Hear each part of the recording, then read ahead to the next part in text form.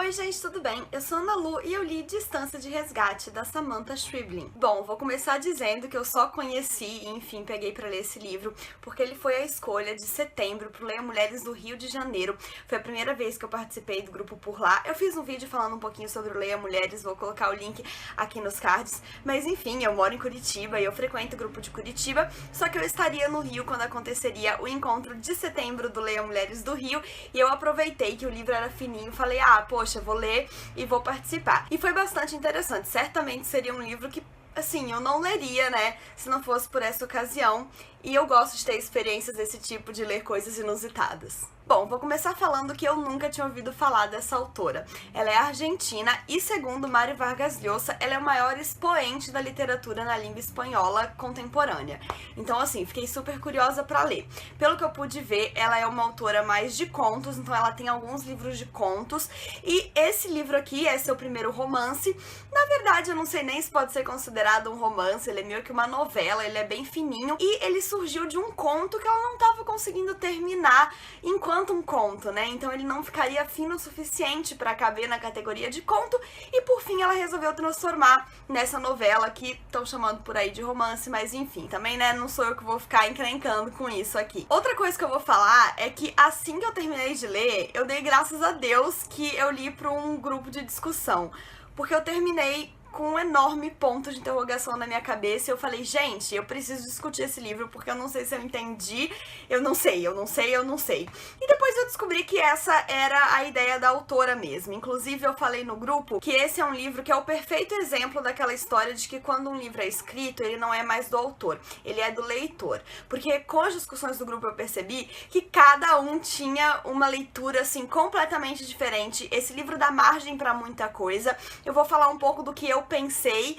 e do que, enfim, outras pessoas comentaram na discussão. Acho que, assim, para começo de conversa, ele pode ser considerado de vários gêneros diferentes. Ele pode ser um thriller psicológico, ele pode ser uma obra de realismo fantástico com uma pegada meio Zafón, ele pode também ser um discurso político. Muitas pessoas presentes na discussão levaram mais por esse viés. Ele dá margem para muita coisa. E eu acho que isso mostra muito bem a força da autora, né? Porque ela conseguiu orquestrar tudo isso e ainda deixar o livro aberto. E dá pra perceber que foi aquela abertura que não foi preguiça, sabe? Foi aquela abertura que foi calculada. Ela não quis explicar porque isso tinha a ver com a linguagem do que ela queria passar, e não porque ela chegou no final e não sabia o que fazer e foi isso. Bem, a minha leitura do livro. Eu acho sim que ela pode ter sido influenciada pela sinopse, que já fala do título do livro. O título do livro é Distância de Resgate, e a sinopse, né, o que colocaram aqui na quarta capa do livro, que na verdade é um diálogo do próprio livro, diz o seguinte: fico pensando se poderia acontecer comigo o que aconteceu com Carla.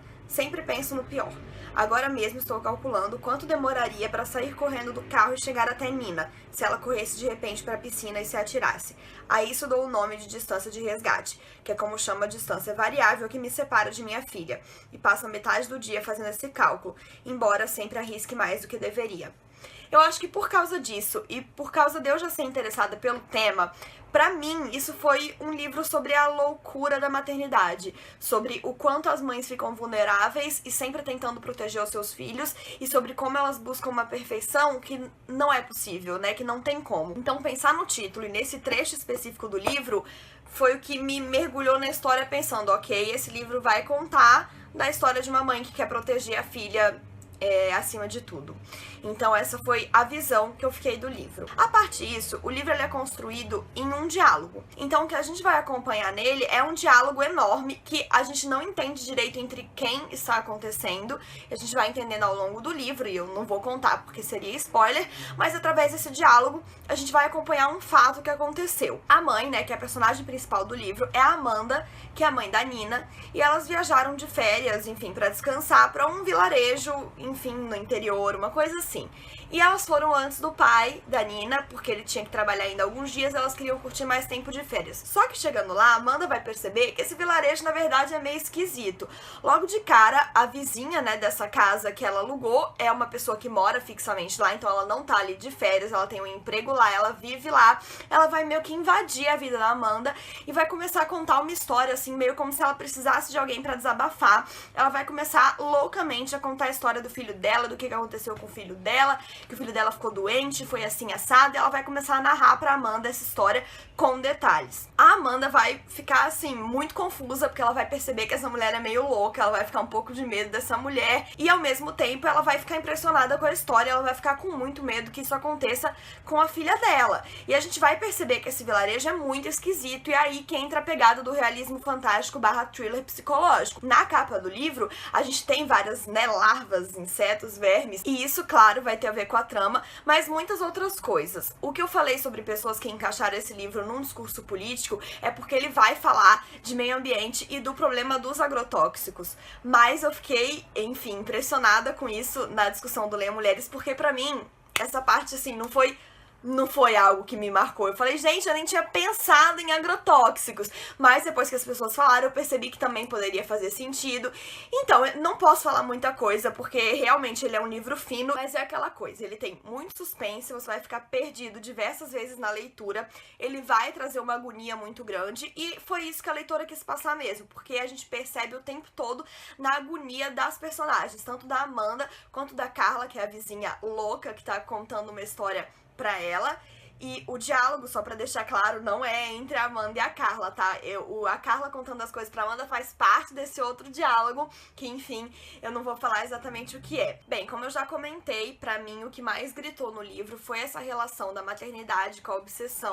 Uma metáfora muito interessante que eu encontrei nesse livro relaciona essa distância de resgate da mãe com os filhos com o cordão umbilical, que, enfim, não deixa de ser um elo que tem uma certa distância, né, que separa e ao mesmo tempo une uma mãe e um filho, então achei isso bastante interessante. E outra coisa que me gritou bastante nesse livro tem relação com um livro que eu nunca li, mas que eu sei da história e que me impacta bastante, que é o Esperando Godot. Porque uma questão bastante presente no livro é a ausência do pai da Nina, porque, como eu falei, a Amanda e a Nina viajaram antes do pai, e quando começam a acontecer uns problemas ali, ela fica desesperada pra que esse pai chegue logo, só que ela não consegue ligar pra ele tá inacessível, ele não chega, e daí me deu aquela sensação de estar esperando por Godot, né, que é esperar por alguém que não vai vir e que não vai ter a capacidade de resolver esses problemas, e que você vai ter que se virar sem isso, porque se a gente ficar parado esperando Godot, nada vai acontecer na nossa vida, né? Então eu acredito aí que a autora deu uma bebidinha na água do Samuel Beckett, mas como eu falei, eu nunca nem li Esperando Godot. Eu só acho que é uma lição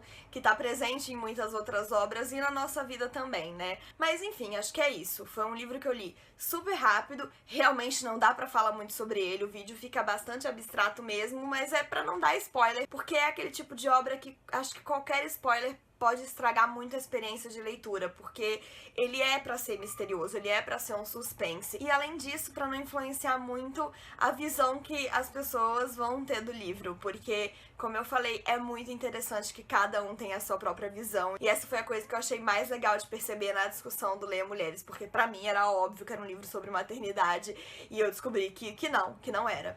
Então, se você já leu esse livro, por favor, vamos conversar aqui embaixo. Coloca um alerta de spoiler pra alguém que não queira pegar spoiler e possa fugir do comentário, mas eu vou adorar conversar sobre esse livro, eu vou adorar saber que visão você teve sobre ele. Enfim, é um livro que dá muita margem a muita coisa. Eu li super rápido, eu li em um dia, na verdade eu comecei num dia de noite e terminei no outro dia, né, e a maioria das pessoas do Leia Mulheres diz que fez a mesma coisa, porque não é como se ele fosse tão bom, mas é porque ele não tem divisão de capítulo, o texto é corrido e sempre tem algum plot twist, então você quer ler logo pra saber o que tá acontecendo, pra você ver se você consegue entender alguma coisa, e aquele desespero tipo, não, eu tenho que ler mais porque eu preciso entender alguma coisa, e não necessariamente você vai entender quando chegar no final, e isso é uma coisa que a gente tem que aprender também, né, a aceitar que nem tudo a gente pode entender, que nem tudo tem explicação. Enfim, esse livro tem metáforas pra muitas coisas na vida agora, pensando nisso. Bem, então é isso, pessoal. Espero que tenham gostado desse vídeo. Não esqueça de se inscrever no canal se ainda não for inscrito e dar um joinha se curtiu. Um beijo e até a próxima. Tchau!